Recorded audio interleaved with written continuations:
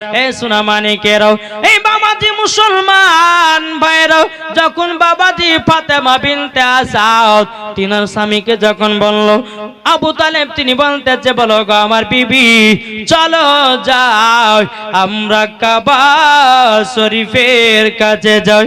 ফাতেমা বিনতে আসাদ তিনি এক পা দুপা করে যখন বাবা কাবার কাছে গেল, কাবার কাছে যাওয়ার পরে বাবাজি ফাতেমা বিনতে আসাদ কাবাটাকে বাবা তওয়াফ করতে লেগেছে। যেমন বাবা তওয়াফ করাও বেরাদার ইসলাম মাদান সাবানি কিরামাও, যেমন বাবা তওয়াফ করো, ফাতেমা বিনতে আসাদের গর্ভে থেকে বাবাজি প্রসবের যন্ত্রণা উঠে গেল। আপনার ফাতেমা বিনতে আসাদ বলতেছে, বলো গো আল্লাহ, আল্লাহ গো, যদি আমরা সঠিক মহিলা হয়, আল্লাহ গো আমার ইজ্জতটাকে রক্ষা করো। বেরাদার ইসলাম মাদান সামানি কিরামাও, ফাতেমা বিনতে আসাদ আল্লাহর কাছে দোয়া করে বলতেছে, বলে আল্লাহ ওগো রব্বুল আলামিন, আজকে যদি আমার কাবার কাছে যদি আমার বাচ্চা জন্ম নিয়ে নেয়, আমার ইজ্জত কত হাদিরা হজ করতে এসেছে দেখে নেবে। আল্লাহ গো, যদি আমি নেক বান্দি হয়, আল্লাহ আপনি আমাকে হেদায়েত দান করে দাও, আল্লাহ সম্মানটাকে বাঁচায়া দাও।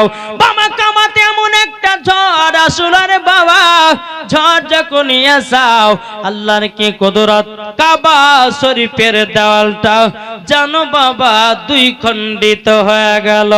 যখন বাবা দুই খণ্ডিত হয়ে যাও, ফাতেমা বিনতে আসাদ বাবাজি আপনার কাবার কাছে দাঁড়িয়ে আছি, আল্লাহ পাক আল্লাহ তাআলা গায়বী আওয়াজে বলতে, জগো ফাতেমা বিনতে আসাদ, তবে শোনো গো, কাবার ভিতরে প্রবেশ করো।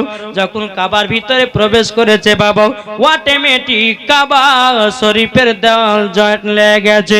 যেমন বাবা জয়েন্ট লেগে যাওয়াও বেরাদার ইসলাম মাদান সামানি কিরামাও, ফাতেমা বিনতে আসাদের গর্ভে থেকে বাবাজি হযরতে আলী জন্মগ্রহণ করলেন।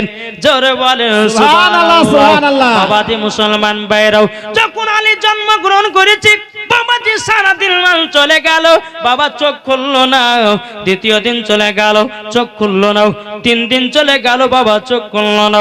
3 দিনকার দিনে বাবাজি ফাতেমা বিনতে আসাদ আল্লাহর কাছে দোয়া করতেছে, বলে আল্লাহ গো, ওগো রব্বুল আলামিন, আপনার কাছে একটাই আবেদন করব গো আল্লাহ, ও আল্লাহ, আল্লাহ গো, আপনার কাছে একটাই আবেদন করতে চাই, আমার বেটা জন্ম নিল অন্ধ কেন, 3 দিন ধরে চোখ খোলে না। বেরাদার ইসলাম মাদান সামানি কিরামাও, আল্লাহ পাক আল্লাহ তাআলা হযরতে জিবরিল আমিনকে বলে, এই জিবরিল যাও, আমার নবী মুস্তাফা আপনার কিনা গারে হিরাতে আমার ইবাদত করতেছে, আমার নবীকে জানায়া দাও, তোমার চাচি ফাতেমা বিনতে আসাদের গর্ভে থেকে একটা পুত্র সন্তান জন্ম নিয়েছে, পুত্র সন্তান জন্ম নিয়েছে, তাড়াতাড়ি করে যাও, জানো আমার নবীজি গিয়ে হাজির হয়। জোরে বলেন সুবহানাল্লাহ, সুবহানাল্লাহ। জিবরিল আমিন তিনি আসার পরে বাবাজি মুসলমান ভাইরাও, ওগো সোনা মানিকেরাও, আসার পর বলতেছে, ইয়া রাসূলুল্লাহ, হাবিবা নবী গো, আপনার চাচি ফাতেমা বিনতে আসাদের গর্ভে থেকে একটা কন্যা সন্তান পূর্ব সন্তান জন্ম নিয়েছে, কিন্তু ওগো নবীজি আপনি জলদি করে কাবার কাছে যান। আমার নবীজি গারে হিরাতে আল্লাহর ইবাদত সমাপ্ত করার পরে টুক টুক টুক টুক করে বাবা কাবার দিকে এগিয়ে যায়। কাবার দিকে যখন বাবা এগিয়ে গেল, আগে যাওয়ার পরে বাবাজি কাবার গেটের কাছে দাঁড়িয়ে আছে আবু জাহেল, উতবা, সাইবা, তারা বাবা কাবা শরীফের তালার চাবি নিয়েছে, বাবাজি তালাতে চাবি ঢুকিয়েছে। আল্লাহর কি কুদরত বাবাজি মুসলমান ভাইরাও, এ সোনা মানিকেরা, জীবনেও তালা খুলতে পারে না। সরে যাও, আমি দেখতে শুনেছি আমার নবী মুস্তাফা যখনই বাবা তালার দিকে তাকিয়েছে আল্লাহর কে কুদরত তালা খুলে জমিনে পড়ে গেছে।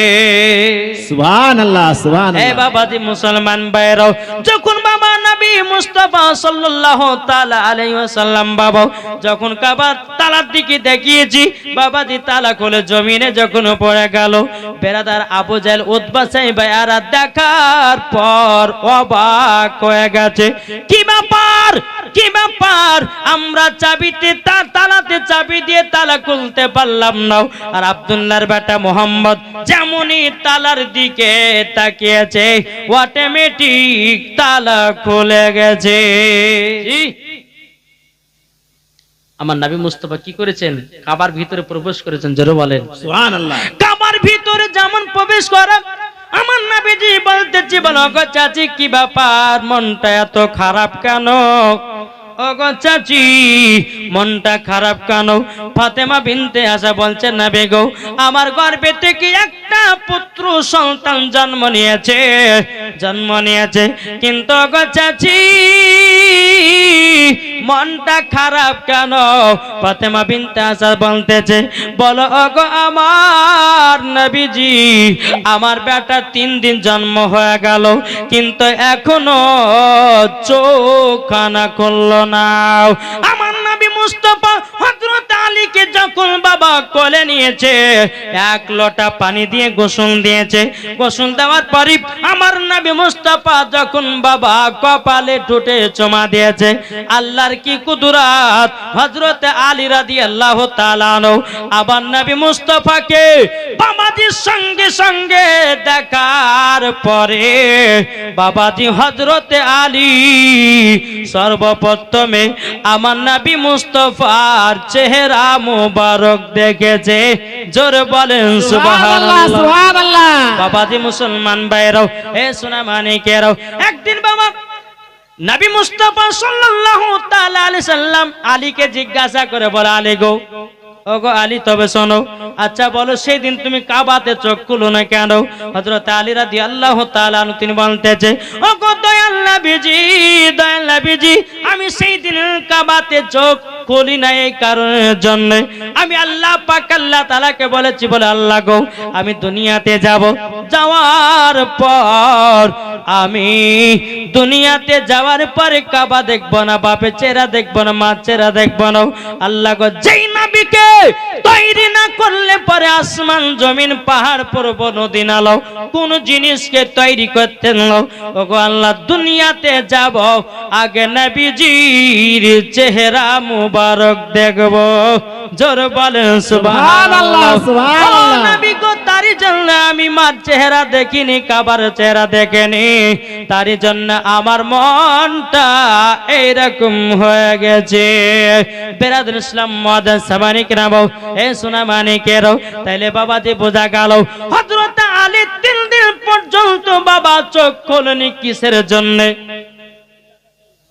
এই জোরে বলেন না নবী মুস্তাফাকে সর্বপ্রথম দেখার জন্য জোরে বলুন সুবহানাল্লাহ। বাবাজি মুসলমান ভাইরা যখন আমার নবী মুস্তাফা হযরত আলীকে নিয়ে বাবা যখন কাবার ভিতর থেকে বেরোচ্ছেন কাবা থেকে বেরোচ্ছে তা আবু জাহেল বলছে এই আব্দুল্লাহর বেটা মুহাম্মদ আলী হলো আমার কে বলছে কি গো আবু জাহেল বলছে নবীকে এই আব্দুল্লাহর বেটা মুহাম্মদ আলী হলো আমার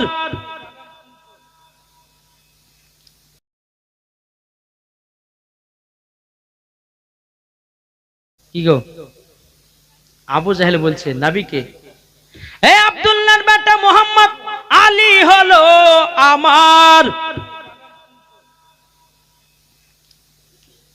নবী আমার বলতেছে এ আবু জাহেল আলী তোমার নয় আলী হলো আমার জোরে হবে না সুবহানাল্লাহ।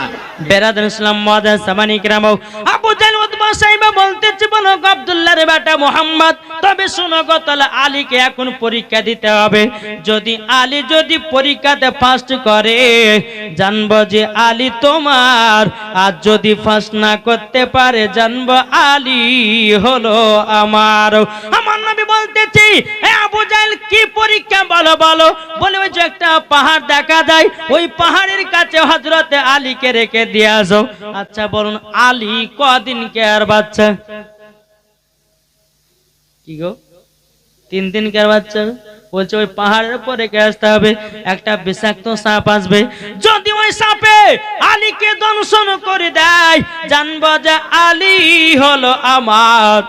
আবু জাহেল বলতেছে, আর যদি আলীকে দংশন না করতে পারে, ওগো আব্দুল্লাহর বেটা মুহাম্মদ, আলী হলো তোমার। জোরে বলেন সুবহানাল্লাহ।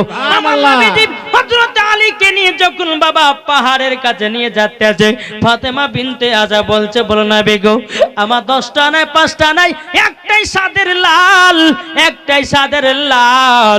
আচ্ছা বলুন না, আমার বেটার যদি কিছু হয়ে যায়, আমি ফাতেমা বিনতে আজা থাকতে পারবো না। আমার গায়েবের সংবাদদাতা নবী বলতে, জগৎ আছে, আপনি চিন্তা করবেন না, আলীর চুল পরিমাণের ক্ষতি হবে না। সুবহানাল্লাহ, সুবহানাল্লাহ। আলীর চুল পরিমাণের ক্ষতি হবে না। নবী আমার নিয়ে গেছে পাহাড়ের উপরে বাবা, হযরতে আলী রাদিয়াল্লাহু তাআলা আনহুকে রেখে দিয়ে চলে এসেছে। এদিকে একটা বিশাল বড় সাপ। বাবাজি মুসলমান ভাইরাও, হযরতে আলী রাদিয়াল্লাহু তাআলা আনহুর কাছে গিয়ে বাবাজি শরীরটা সঙ্গে সঙ্গে সঙ্গে সঙ্গে বাবা দেখতে আছে। হযরতে আলী রাদিয়াল্লাহু তাআলা আনহু তিনি একটা সাপের নেজখানা ধরেছে, আর বাবা মাথার গোড়াটা ধরেছি। আল্লাহর কি কুদরত, যেমন দড়ি টেনে ছিঁড়ে হযরতে আলী রাদিয়াল্লাহু তাআলা আনহু বাবাজি দড়ির মতো সাপটাকেও ছিঁড়ে দিয়েছে। জোরে বলেন না সুবহানাল্লাহ। এ বাবাজি মুসলমান ভাইরাও, এদিকে আবু জাহেল দেখার পরে অবাক হয়ে গেল, কি ব্যাপার, 3 দিনকার বাচ্চা কিভাবে সাপটাকে 2 খণ্ডিত করে ছিঁড়তে পারে?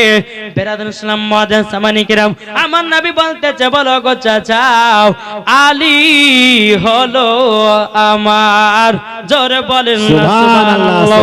বেরাদুল ইসলাম মুআজ্জাজ সামানি কিরাম, এ সোনা মানিকেরাও, ও মা খালা শুনেছেন, মা রাতের বেলায় মা জননীরা যখন বাবাজি এই কথা বলার পরই বেরাদুল ইসলাম মুআজ্জাজ সামানি কিরাম, আমার নবী মুস্তাফা হযরতে আলী রাদিয়াল্লাহু তাআলা আনহুকে যখন নিয়ে আসা হলো, এদিকে আবু জাহেল আবার বলতেছে, গো আব্দুল্লাহর বেটা মুহাম্মদ, আর একটা পরীক্ষা হবে, যদি এই পরীক্ষাতে যদি পাস করে দেয়, জানবো যে আলী হলো তোমার। জোরে বলেন সুবহানাল্লাহ।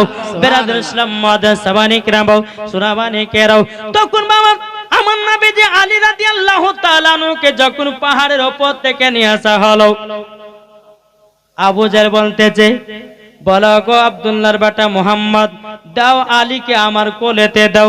বলে কি করবা?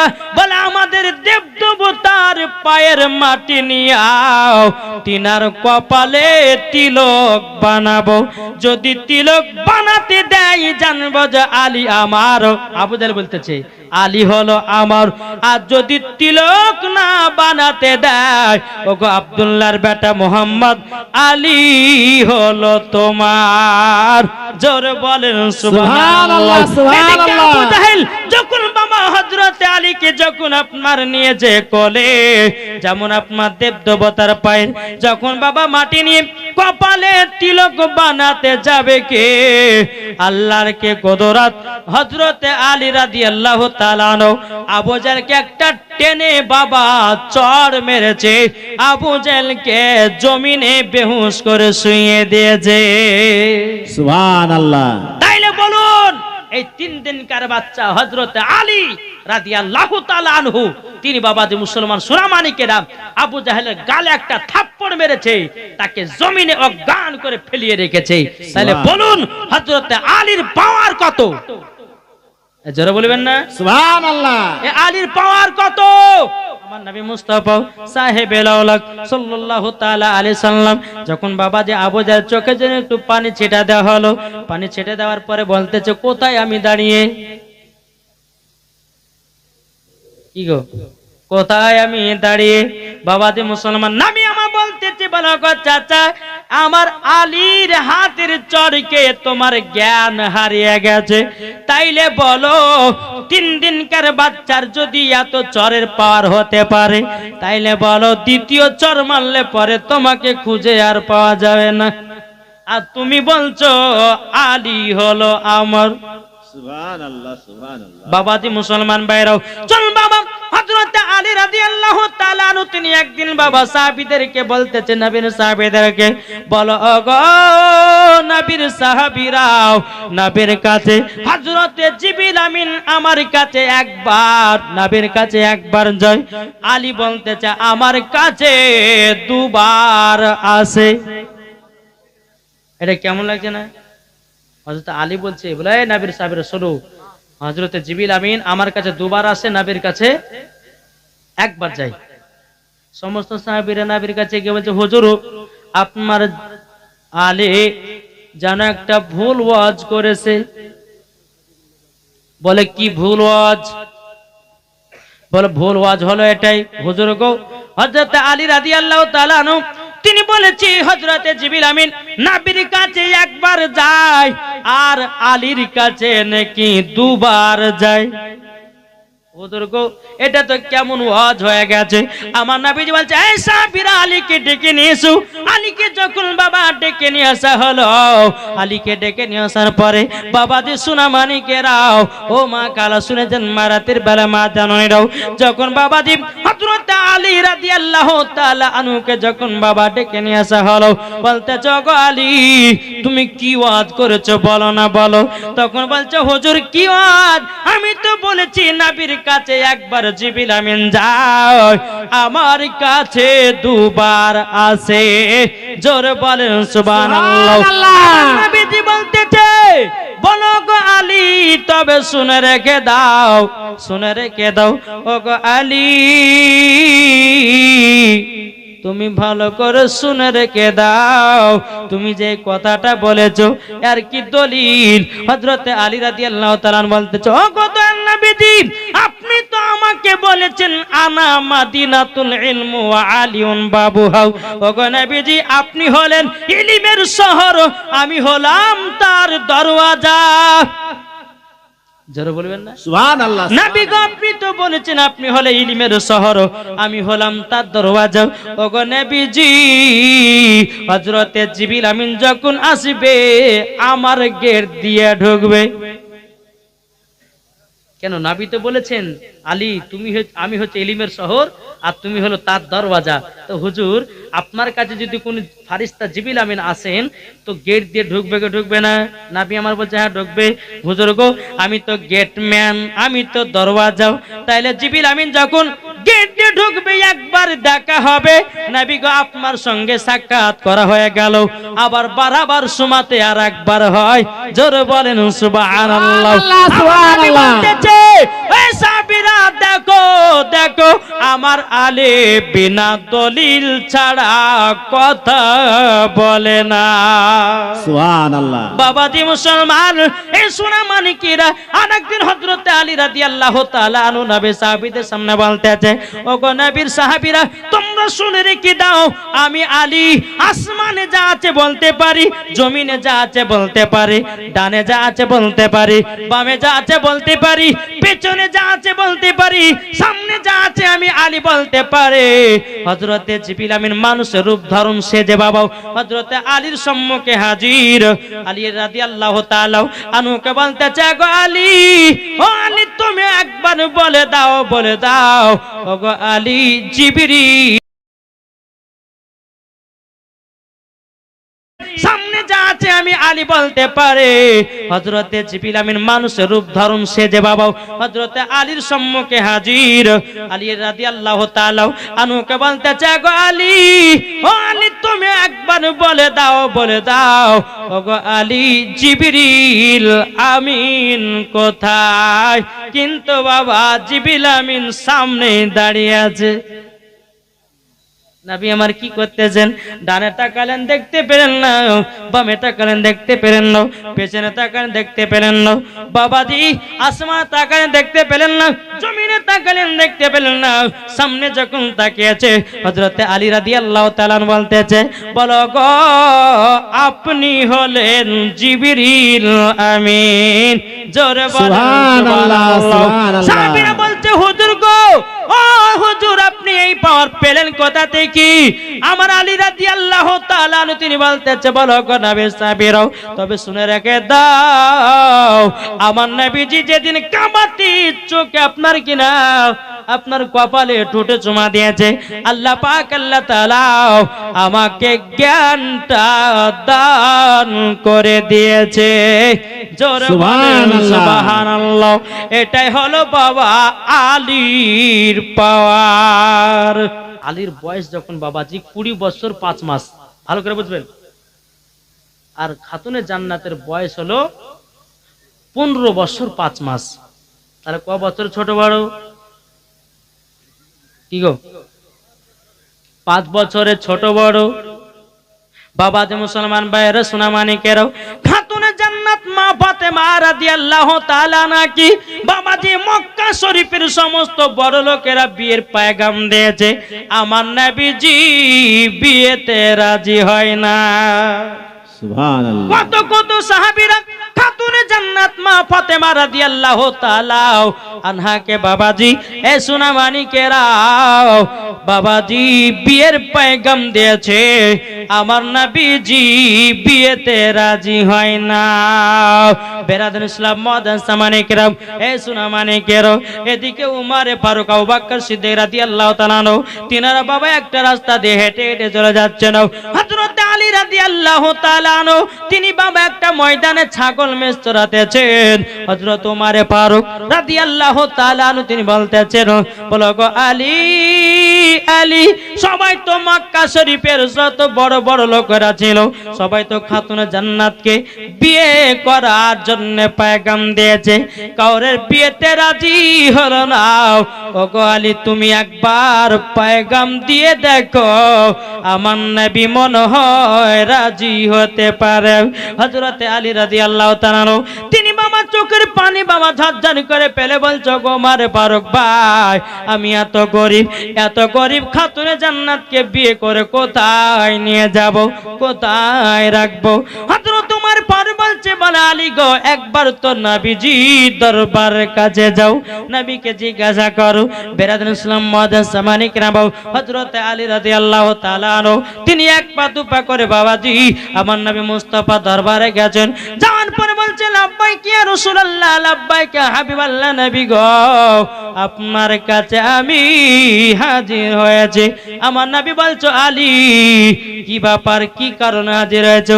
কিন্তু বাবা হযরত আলী রাদিয়াল্লাহু তাআলা আনহু তিনি মাথাটা নিচু করে বাবা দাঁড়িয়ে আছে, লজ্জায় বাবা কিছুই বলতে পারে না। আমার নবী বলতেছে, গো আলী, ও আলী কি ব্যাপার, কথা কেন বলো না?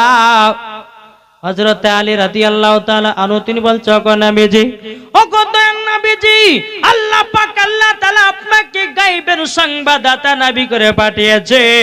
আমি কিসের জন্য এসেছি নবী গো আপনি তো ভালো করে জানেন। জোরে হবে না? সুবহানাল্লাহ, ভালো সুবহানাল্লাহ। করেই জানেন। বলে আলী জানি। ও আলী লজ্জা কেন? তখন বাবাজি মুসলমান ভাইরাও আমার নবী বলতেছে, বলো গো আলী, আমার বিটি ফাতেমাকে বিয়ে করার জন্য তুমি এসেছো। হযরত আলী রাদিয়াল্লাহু তাআলা আনহু তিনি বলতেন, জি হুজুর, আপনার খাতুনে জান্নাতকে বিবাহ করার জন্য আমি এসেছি। বেরাদার ইসলাম মাদান সামানিকরাম, আমার নবীজি আল্লাহ দরবারে হাত তুলে বলছে, আল্লাহ গো আমি যাকে মনে মনে চাইছিলাম আলী বিয়ের পয়গাম নিয়ে এসেছে, আলী হবে আমার বিটি ফাতেমার স্বামী। কিন্তু বাবাজি এ সোনা মানিকেরা, ও মাকানা সূরাতুল মারাতের বেলায় এদিকে আমার নবী মুস্তাফা আলী রাদিয়াল্লাহু তাআলা আনহু বললেন, ওগো আলী আজকের মতো বাড়ি যাও, এখন খাতুনে জান্নাতকে আমি জানবো, বিয়ে করাবে কি করবে না। তখন বেরাদার ইসলাম মাদান সামানিকরাম আমার নবীজি এক পা দুপা করে যখন খাতুনে জান্নাতের কাছে গেলেন, যাবার পরে বলতেছে, বলো গো আমার বিটি ফাতেমা একটু তাড়াতাড়ি ঘর থেকে বেরো। মা ফাতেমা বলতেছে, বলো আব্বা গো আপনার তেল গামছা দরকার না, পাঙ্খা নিয়ে হা করতে হবে। বলো গো আমার আব্বাজন, আমার নবীজি বলছো গো বিটি ফাতেমা, তবে শুনে রেখে দাও, তোমাকে পাঙ্খা নিয়ে হাওয়া করতে হবে না, তেল গামছার দরকার নাই। বলো গো আমার বিটি ফাতেমা, আজকে একটা ছেলে তোমার বিয়ের পায়গাম দিয়েছি, ও বিটি ফাতেমা, সে হলো আল্লাহর বাগ। জোর হবে না? সুবহানাল্লাহ। আল্লাহর বাগ। যখনই বাবা খাতুনে জান্নাত মা ফাতেমা রাদিয়াল্লাহু তাআলা আনহার কাছে বাবা হযরত আলীর খুবই বাবা প্রশংসা চলতেছে। মা ফাতেমা বুঝা গেল, আল্লাহ গো আমার আব্বা জান মনে হয় তিনাকে পছন্দ করে, হয়তো তার জন্য তার প্রশংসা করতেছে। মা ফাতেমা বলছো, আব্বা জান আমি তাকেই বিয়ে। ফাতেমা রাদিয়াল্লাহু তাআলা আনহা তিনি বলতেছে, বলো গো আমার আব্বা জান আপনি বলে দিন তিনাকেই বিবাহ করতে চাই। জোরে বলেন সুবহানাল্লাহ। বাবাজি মুসলমান ভাইরাও, ওগো আমার সোনা মানিকেরাও, হযরত আলী রাদিয়াল্লাহু তাআলা আনহু তিনি সকাল বেলাতে এসেছেন, আসার পরে বলতে যাও, গো আলী একটা প্রতিযোগিতা হবে, আমার অন্য অন্য সাহাবীরা আমার বিটি ফাতেমাকে বিবাহ করার জন্য যেন পায়গাম দিয়েছে, তারা তো দুঃখ পাবে, তার জন্য একটা প্রতিযোগিতা করব, আমার সাহাবীরা যেন মনে দুঃখ না পায়। জোরে বলেন সুবহানাল্লাহ। বলে প্রতিযোগিতা কি হুজুর? বলে প্রতিযোগিতা হলো এটাই, যে আগে খতম তুলতে পারবে আমার বিটি ফাতেমার সাথে তারই বিবাহ হবে। সুবহানাল্লাহ, সুবহানাল্লাহ। সমস্ত যারা সাহাবীরা নবীর বিটিকে বিবাহ করার জন্য বাবা পায়গাম দিয়েছেন, সমস্ত সাহাবীদেরকে এলান করে দেওয়া হলো। এলান করে দেওয়ার পরে বাবা সকালবেলাতে সমস্ত সাহাবীরা বাড়িতে বোঝা গেল, তারা কোরআন পড়তে লেগেছে, কিন্তু আলী রাদিয়াল্লাহু তাআলা আনহু আসে না। সমস্ত সাহাবীরা কোরআন তেলাওয়াত করার জন্য চলে এসেছে, কিন্তু আলী রাদিয়াল্লাহু তাআলা আনহু তিনি বাবা আসেন নাই। অনেকক্ষণ পর হযরত আলী রাদিয়াল্লাহু তাআলা আরে বাবা সকালবেলাতে সমস্ত সাহাবীরা বাড়িতে বোঝা গেল, তারা কোরআন পড়তে লেগেছে, কিন্তু আলী রাদিয়াল্লাহু তাআলা আনহু আসে না। সমস্ত সাহাবীরা কোরআন তেলাওয়াত করার জন্য চলে এসেছে, কিন্তু আলী রাদিয়াল্লাহু তাআলা আনহু তিনি বাবা আসেন নাই। অনেকক্ষণ পর হযরত আলী রাদিয়াল্লাহু তাআলা আনহু তিনি বাবাজি অনেকক্ষণ পর ঢুকতেছে, বাবা কোরআন পড়তে লেগেছে। কোরআন পড়তে পড়তে বলছে, নবী গো আমার খতম উঠে গেছে।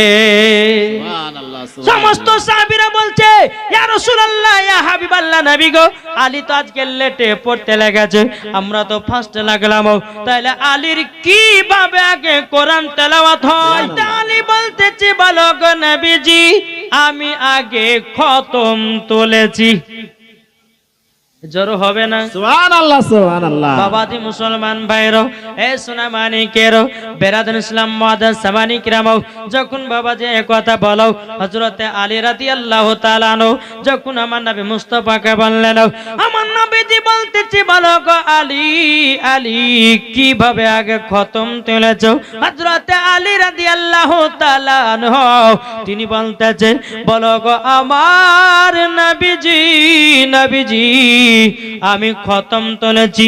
নবী গো আপনি তো বলেছেন যদি সূরা ইখলাস 3 বার পড়া হয় একটা খতমের সওয়াব পাওয়া যায়। সুবহানাল্লাহ। এই পাওয়া যায় কি যায় না? জি। আমার আলী বলছেন, নবী গো আপনি তো বলেছেন সূরা ইয়াসিন যদি কেউ একবার পড়ে 10টা খতমের সওয়াব পাওয়া যায়। সুবহানাল্লাহ, সুবহানাল্লাহ। আমি একটা খতম তুলি নাই, আমি 101টা খতম তুলেছি। সুবহানাল্লাহ। আমার নবী বলতেছে, বলো গো সাহাবীরা শুনে নাও, শুনে নাও, আমার আলী বিনা দলিল ছাড়া একটাও কথা বলে না। সুবহানাল্লাহ। বাবাজি মুসলমান ভাইরো, এ সোনা মানিকেরো, যখন বাবা আলী রাদিয়াল্লাহু তাআলা আনহু তিনি বাবা খতম তুলে দিলেন। খতম তুলে দেওয়ার পরে আমার নবী বলছে, বলে আলী তুমি তো আমার বিটিকে বিয়ে করবো, তাইলে তোমার কাছে তো টাকা পয়সার প্রয়োজন আছে। হ্যাঁ আলী টাকা তোমার কাছে আছে তো? যখন বাবা যে কথা বলো হযরতে আলী রাদিয়াল্লাহু তাআলা আনহু তিনি বাবা চোখের পানি ফেলায় কান্না করতে লেগেছে। বলে আল্লাহ গো, ওগো রব্বুল আলামিন, রব্বুল আলামিন, আমার কাছে তো টাকা পয়সা নাই, আর আমি বিবাহ করব তো করব কেমন করে? আমার নবীজি বলতেছে, বলো গো আলী তবে এক কাজ করো, ওগো আলী তোমার কাছে কি কি আছে বলো না। হযরতে আলী রাদিয়াল্লাহু তাআলা আনহু তিনি বলছেন, নবী গো আমার কাছে একটা ঘোড়া আছে, দ্বিতীয় নাম্বার হলো যুদ্ধ করা ঢাল আছে, 3 নাম্বার নবী গো আমার কাছে আছে জুলফিকার তলোয়ার। আমার নবী বলতেছে, বলে আলী গো এক কাজ করো, যুদ্ধ করা ঢালটা নিয়ে যাও, নিয়ে যাওয়ার পরে মদিনাতে বিক্রি করো 480 দিনারে। সুবহানাল্লাহ, বাজি সুবহানাল্লাহ। মুসলমান ভাইরো, এ সোনা মানিকেরো, 480 দিনারে তুমি দান করো, তুমি বিক্রি করবে। হযরতে আলী রাদিয়াল্লাহু তাআলা আনহু তিনি বাবা যুদ্ধ করে ঢালটা নিয়ে মদিনার বাজারে গেছি। মদিনার বাজারে যাওয়ার পরে বাবাজি মুসলমান ভাইরাও সারাদিন মান চলে গেল, কেউ জানো বাবা ঢাল কানে কিনলো না। হযরতে আলী রাদিয়াল্লাহু তাআলা আনহু তিনি চোখের পানি ঝরায়া ঝরায়া কান্না করে, আল্লাহ গো আমার কি যুদ্ধ করা ঢালটা কেউ নিবে না?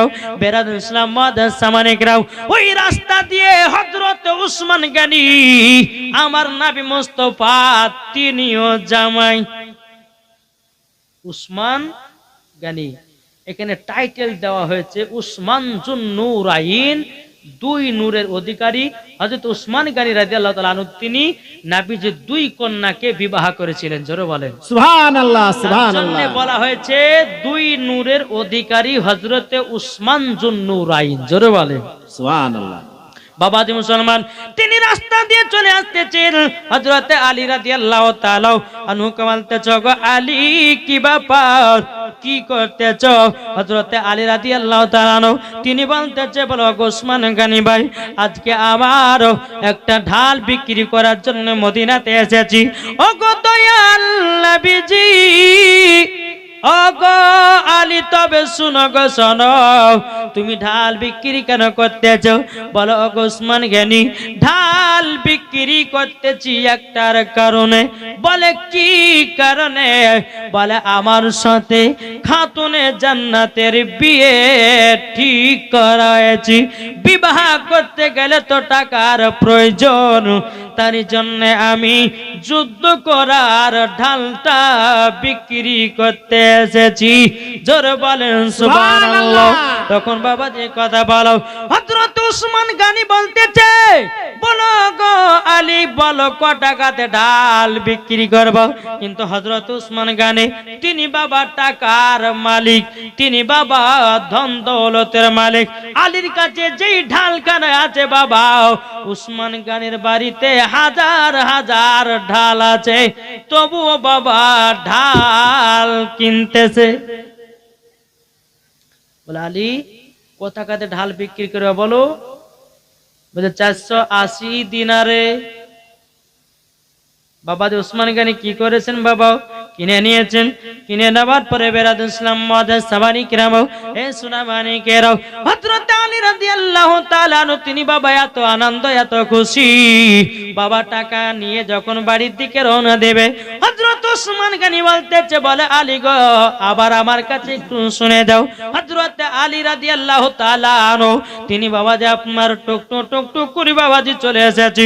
আসার পরে দেখতেছে বেরাদুল ইসলাম মুআদ্দাস সাবানি কিরাম, ও গো উসমান গনি কি ব্যাপার, আমাকে আবার ডাকলেন কেন?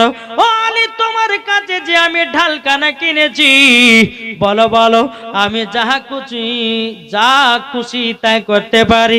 হযরত আলী রাদিয়াল্লাহু তাআলা আনহু তিনি বলতেছেন, বলে হ্যাঁ আপনি যাহা কিছু সব করতে পারেন। হযরত উসমান গনি বলছে, বলো আলী গো আমি এই ঢালখানা তোমাকে আবারও দান করে দিলাম। জোরে বলেন সুবহানাল্লাহ। সুবহানাল্লাহ।